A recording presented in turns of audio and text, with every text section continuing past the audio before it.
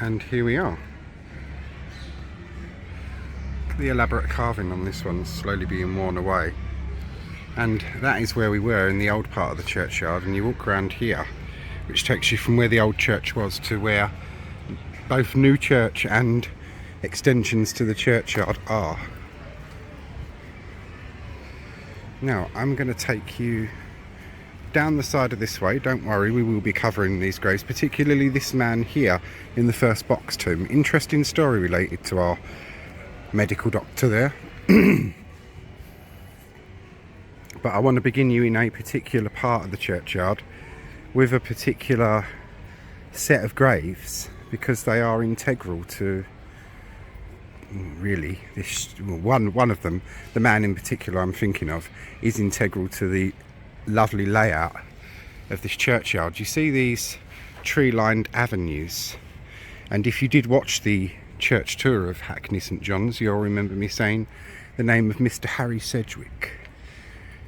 That is where we're going now, and Harry Sedgwick's tomb is one of the tombs that is marked with a plaque.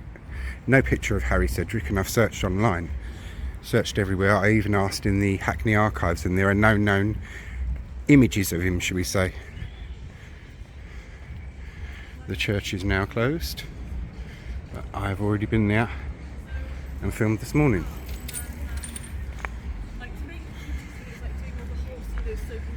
I'm taking you to over here, just there. We are going to walk past a tomb that has one of those information boards, but don't fear, we will cover him next after this one, because they're done in a particular order, you see. This one is the one we'll be covering next. Fascinating story with that one as well.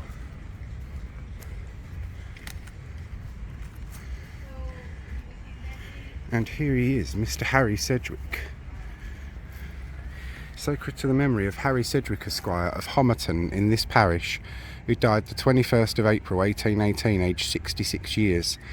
The planting of trees in this churchyard was suggested and superintended by him in 1797, in which year Hackney Church was consecrated. And there is a plaque. These are brilliant, and it's so helpful. It's helped with a lot of my research. The tomb of Harry Sedgwick, a trustee of the church, and members of his family are buried here. The fields where the new Hackney St John church, Hackney, was built had been tenanted by a butcher and a corn chandler. After the church's construction and consecration in 1797, Harry Sedgwick successfully organised a subscription of 129 donations, planting the bare churchyard. 200 elms and horse chestnuts were purchased locally from W. Cole at Tottenham. The trees were planted in formal avenues along paths, an arrangement felt later by the Victorians to be unsuitable for sober reflections, and the lack of yew trees was also criticised. Today, the predominant tree species in the churchyard are London planes and limes. However, many of the original horse chestnuts remain along Churchwell Path. They are now 200-year-old mature trees. Harry Sedgwick made provisions in his will for the annual distribution of silver medals for the good conduct of 8 girls and 7 boys from the charity school. Now the awards are made to pupils of Hackney Free and Parochial School, and a wreath is laid at the tomb as a memorial. And here you can see a winter photograph of the eastern approach road of the churchyard taken in 1886, shows Harry Sedgwick's formal tree planting in maturity.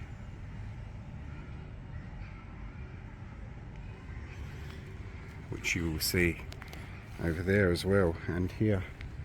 The Victorians didn't think it was suitable for sober worship. In memory of Anne, youngest daughter of the late Harry Sedgwick Esq, who died 24th of July 1841, aged 61 years.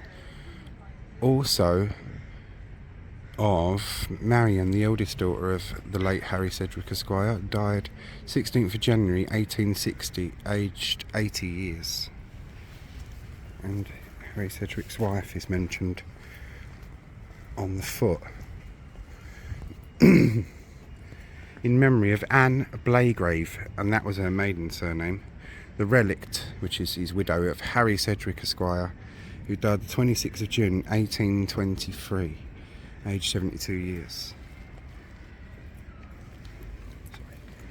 Now the next one I wanted to show you is the Loddiges family tomb, or Loddiges. I'm not sure how you pronounce it because it's a German family of extraction originally. I'll take you to the information board first and then to the grave itself. The Loddiges family tomb, Loddiges. Of German origin, the Loddiges family were nurserymen in Hackney, operating one of the most famous plant nurseries in Britain from 1785 to 1856. The nursery, with its palm house and arboretum, became famous for rare plants and was laid out on the east side of Mare Street, south of the modern-day Darnley Road. Conrad Loddiges, 1738 to 1826, was the first gardener in Europe to grow wisteria, and also introduced the common rhododendron at his nursery. The heated conservatory, built by his son George Loddiges, 1786 to 1846, in 1821, was believed by contemporaries to be the largest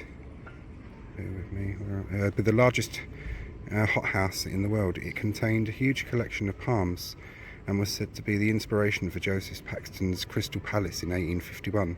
The tomb is Grade 2 listed by English Heritage. And here is the man himself, Conrad Loddiges. You will see a colour image or portrait of him at the end of the video. Founder of the nursery at Hackney. And a view of Loddiges Palmerum.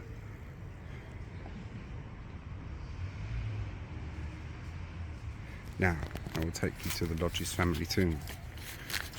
And we will need notes again, because not only are these an interesting family of nurserymen, two of the sons of this man married two sisters. So he had two brothers, married two sisters. And the parents of those two sisters are buried just there. And you will be seeing images of quite a few of these people. In this tomb repose the remains of Conrad Loddiges, who departed this life, I think it's the 15th of March 1826, and the age is very, very worn away, something year of his age.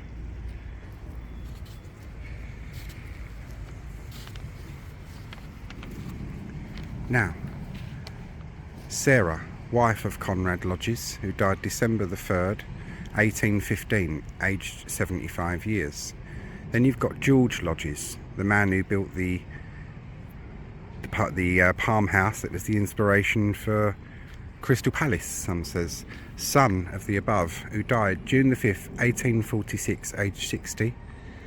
William Loddiges, brother of the above, who died December the 28th, 1849, aged 73 years.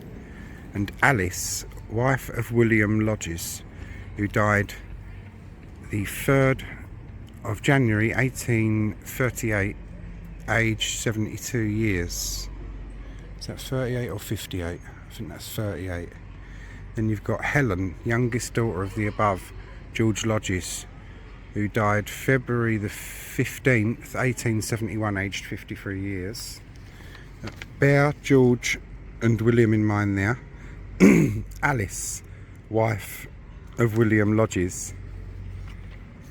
There's her parents over there, and we'll be seeing her sister in a minute, who's the wife of George. In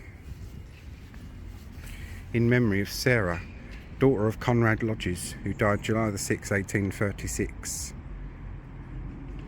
And you've got Jane, the wife of Edward William Cook, and daughter of George Loddiges, born July the 30th, 1812, died December the 28th, 1843. And you've got Florence Ada, daughter of the above Jane and E.W. Cook, born March the 27th, 1841, died September the 11th, 1842. Then we have here Jane, wife of George Loddiges, who died July the 18th, 1859. So this lady Jane here,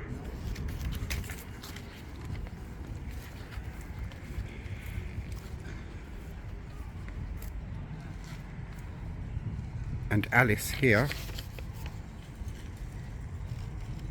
they were sisters, and their parents are there, which we're going to see in a minute.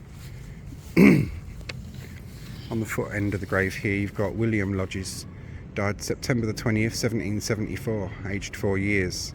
Mary Loddiges, died December the 17th, 1778, aged 5 years. Mary Loddiges, died October the 24th, 1798, aged 16 years. And we will now go and see Jane and Alice's parents, the Reverend and Mrs. Creighton, and their sister. You will see pictures of some of the people from the Loddiges grave.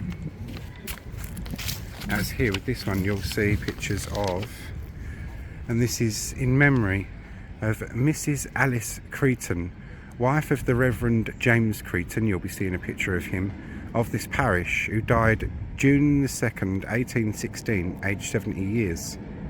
Also the above, Reverend James Creighton, who died December the 26th, 1819, aged 81 years. You'll be seeing a picture of the Reverend James Creighton. You may have already if you've watched my little snippet preview of this one. Likewise, their granddaughter, Mrs. Alice Blandiner Archer, who died September the 5th, 1832, in the 30th year of her age. And then you've got also Mrs. Anne Hawkins, mother of the above, who died March the 21st, 1833, aged 53 years. Anne Hawkins is the daughter of the Reverend James and Alice Creighton. Her marriage failed, and they had a deed of separation, not a divorce, but a deed of separation. Hence why she is buried with her parents, and no mention of a husband or anything like that. But she is also the sister of the two ladies buried in the air, the two Creighton sisters who married into the Loddiges family. And you will see a picture of Mrs. Anne Hawkins. And she was married twice, by the way. First husband died, second marriage failed. And in those days, divorce was pretty much a no-no, but they had a deed of separation, which was unusual enough. Now, Harry Sedgwick's layout, you can see a lot of the originality of it here. Something nice before we go into something utterly distasteful, to my mind anyway. True, and history you can't hide from, but bloody distasteful nonetheless. The Hackney Slave Traders. There are quite a few of them here, and you've got in memory of Elizabeth McKnight, widow of W.G. McKnight, medical doctor of Jamaica. What this stone doesn't tell you is William George McKnight of Jamaica was a plantation owner and slave owner. Because England was the first country in the world to emancipate slavery in the 1830s. When that happened, what I find most disgusting of all, rather than the slaves being compensated, these people that owned the slaves, they were compensated for their loss, a debt which it took the British government many years to pay back. So you've got her. At the end of this video, you'll see a little bit of information, their plantation, and some information on that. And you've got also of Anne Manners, sister of the above, died February the 17th, 1869. Both valued friends of this family. Yes, well, that's as maybe, isn't it? And this is, you've got also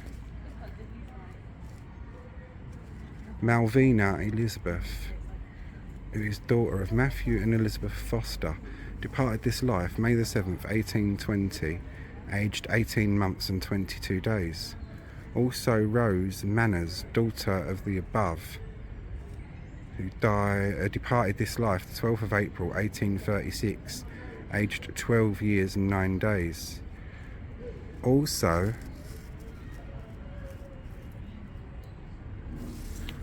Augusta West, daughter of the above. Now, the daughters of the above are the person that would be mentioned on the top of this slab, which, as you can see, is completely worn away and covered in lichen.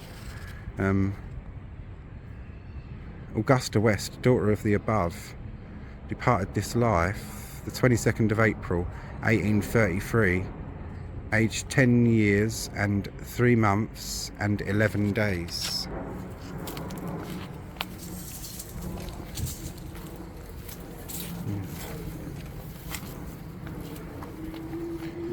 Sacred to the memory of Anne Maria Foster, daughter of Mr.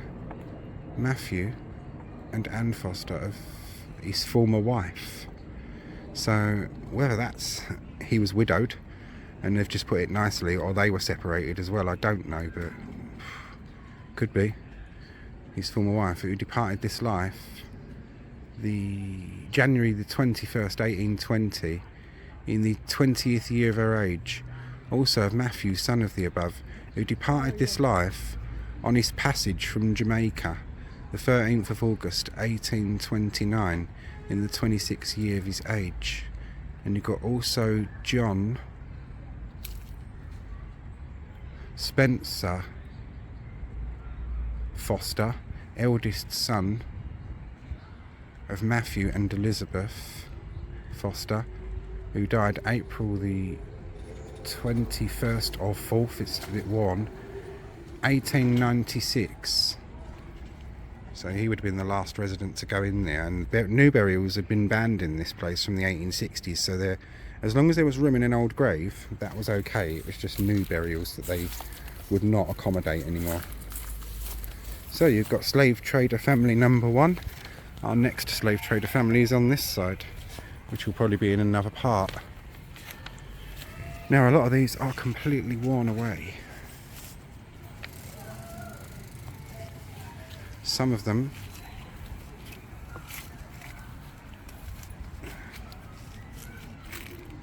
Anne Susanna Maria, the third daughter of David and Anne Duval, died 21st of November 1818, aged 3 months. And then you've got Sophia Louisa, second daughter of the above, who died on the 2nd of August 1835, aged 24 years. Sarah Lydia, eldest daughter of the above, died 22nd of June 1873, aged 80 years. And this inscription on the foot is pretty much all but worn away. You've got Mary Sophia. That's all you can make out of this one, because it's so worn. And as I say, I won't put names to people if I can't, and with the ones that aren't numbered, because in the Monumental Inscriptions book, I suppose even in 1932 or 33 when it was done, even then the inscriptions on some of them would have been too worn for them to make out.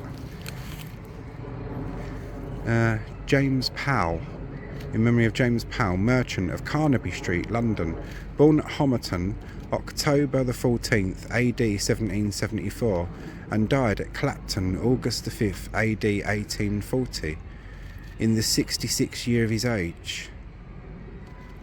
What doth the Lord require of thee, but to do justly, and to love mercy, and to walk humbly with thy God? It's that one. Now this one here, other than telling you the family surname, which is Sarson, I can't really tell you much more about it because it is so worn away.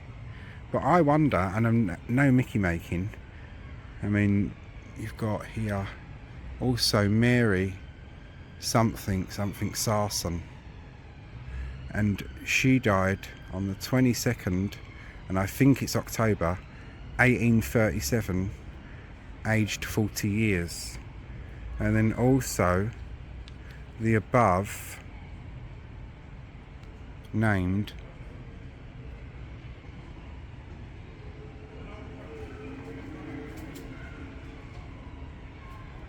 I think it's Lawrence something Sarsons, but as I say, it's so worn you can't really make it out that well.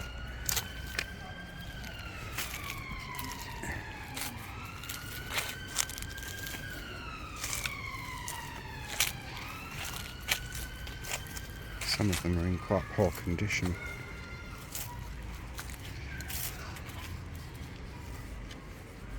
In memory of Sarah, wife of William Beckford and sister of Mr. Thomas Boyd, who departed this life January the 17th, 1833 or 5, aged 63.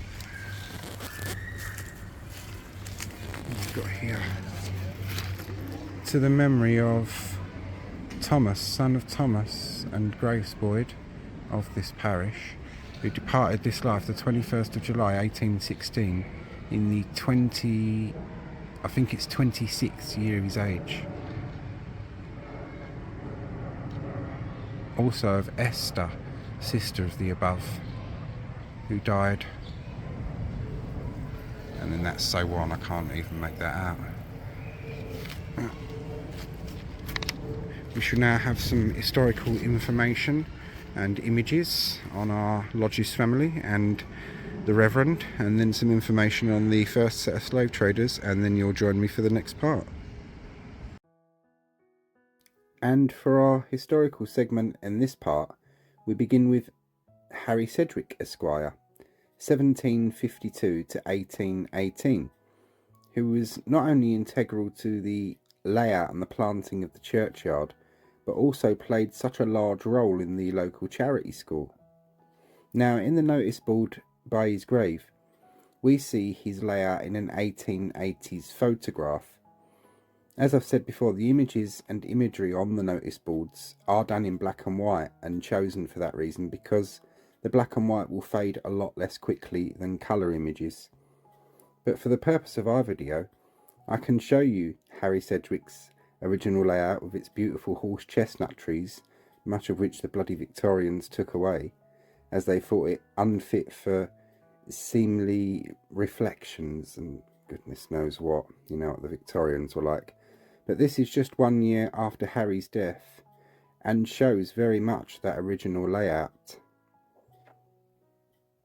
And the charity school, which he was so integral to and played a large role in. Here we see the front of it in 1811. So that's when he was still alive at this time. And here we see, over to the right, the back of the school, 1835, and of course over to the left the church of Hackney St John's. And we can see that already in the 1830s how very full the churchyard is, and why eventually further burials would have to be banned. Now, as I said, Harry Sedgwick did play a large role in that charity school, and here are some of those medals that were mentioned. He left provisions in his will for the issuing of silver medals to boys and girls of the school, and not only did he leave provisions for the medals, he left provisions to pay for their educations as well. So here are the fronts of the medals. You can see the old St Augustine's tower there, and the charity school. And here are the backs of the medals. Our earliest one is 1873, and that is to A. Villiers. Then you've got 1898, John W. Shelzer, 1937, Alfred Gray, 1927. Yeah, and it's nice to see these, isn't it? A little remnant of Harry Sedgwick. Sadly, there are no known images of Harry Sedgwick. And we move on from Harry Sedgwick and the trees and layout of the original churchyard to the Loddiges family tomb, our pioneering family of nurserymen.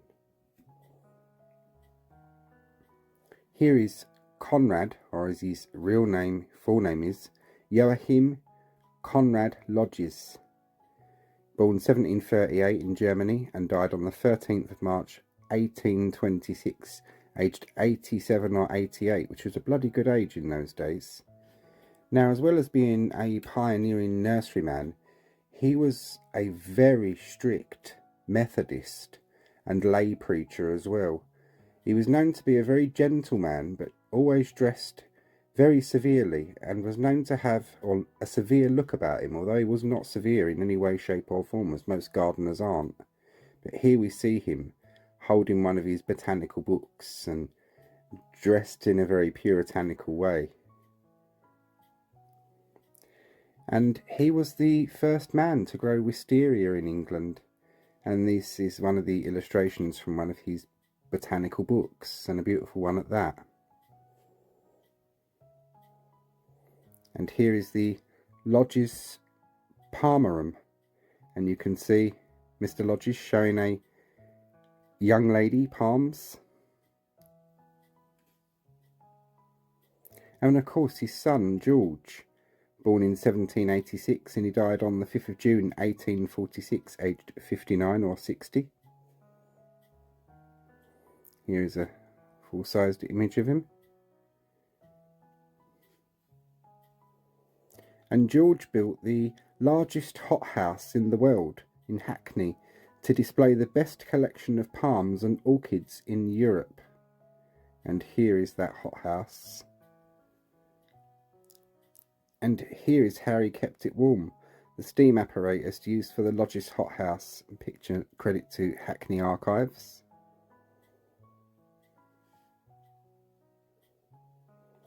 And George's wife, Jane Creighton Loddiges, daughter of the Reverend James Creighton, born 1787, died on the 18th of July 1859, aged 71 or 72.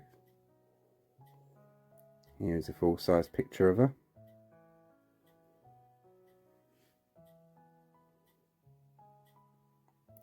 And George's brother William and his wife Alice, also a Creighton, so sister to Jane and daughter to the Reverend James Creighton. I can find no images of them themselves. And of course, the Reverend James Creighton and family.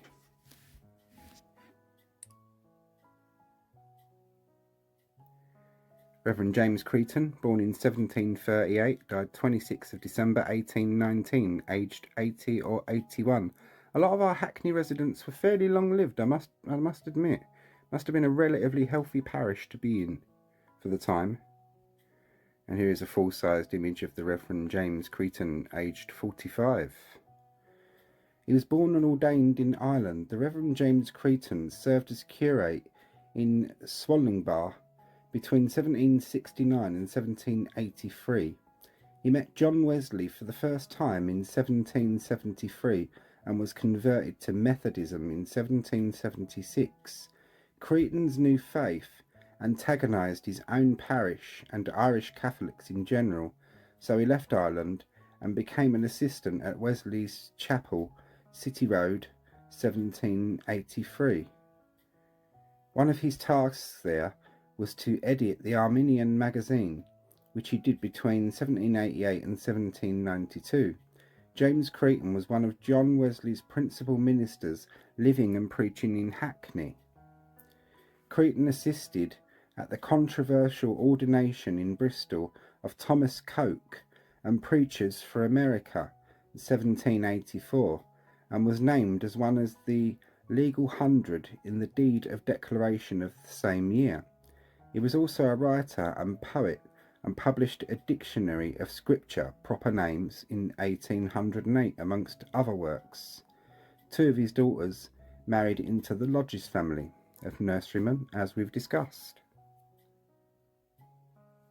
And Anne Hawkins, his daughter that lies in the grave with him, the one that separated from her husband, she was died on the 21st of March 1833. Here is a full-sized image of her.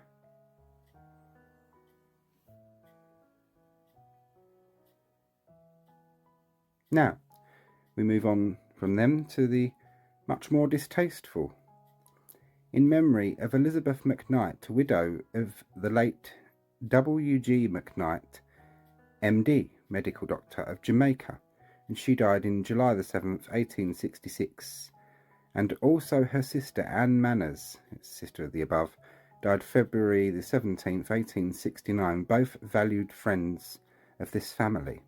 Now, what this inscription remisses to tell us is W.G. McKnight, William George McKnight, medical doctor, was also a plantation owner and slave owner. They must have forgotten to add that, mustn't they?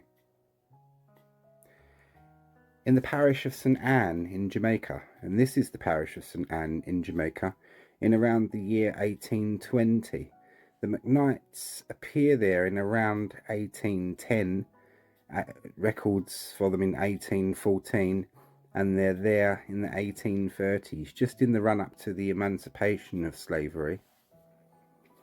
But this shows the parish church, and I'm not sure if this is their plantation or not, but their plantation still exists to this day, the house, which is now a luxury hotel and spa residence.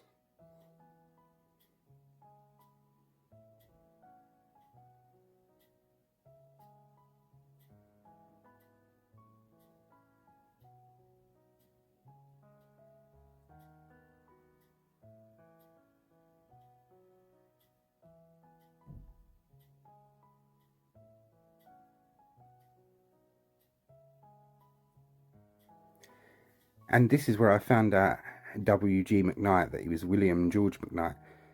This is the number of enslaved people on their land. In 1830, there was 31 of them. Number of enslaved people in 1832, 31 of them. And if you notice, the registration of the land has gone, and these people, rather I should say, has gone from William George McKnight to Elizabeth McKnight, which tells us that William George McKnight died between 1831 and 1832, and the enslaved people became the property of his wife.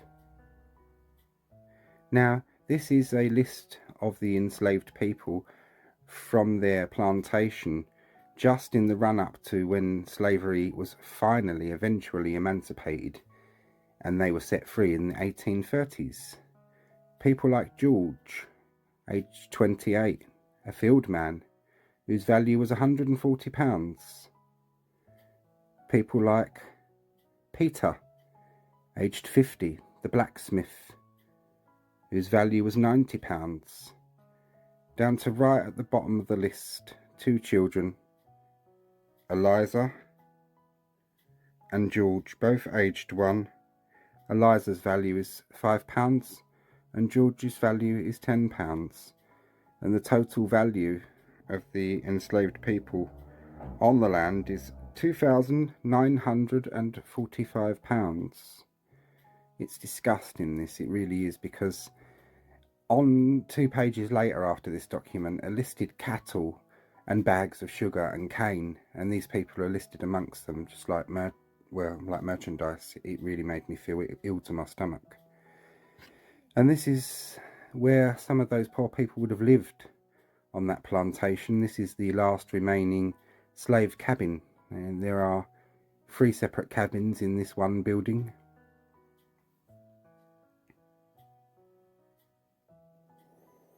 The British Parliament abolished the transatlantic slave trade in 1807, which increased planters' costs in Jamaica at a time when the price of sugar was already dropping.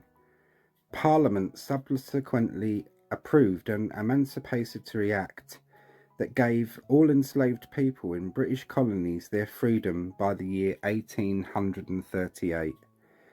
And the McKnights were compensated for their enslaved people that they lost, rather than the enslaved people being compensated for what had happened to them. And Elizabeth McKnight and her sister died very wealthy women. Very, very wealthy women indeed. And that, ladies and gentlemen, concludes this episode. Join me for the next one, and I hope you all found this interesting. Thank you for watching.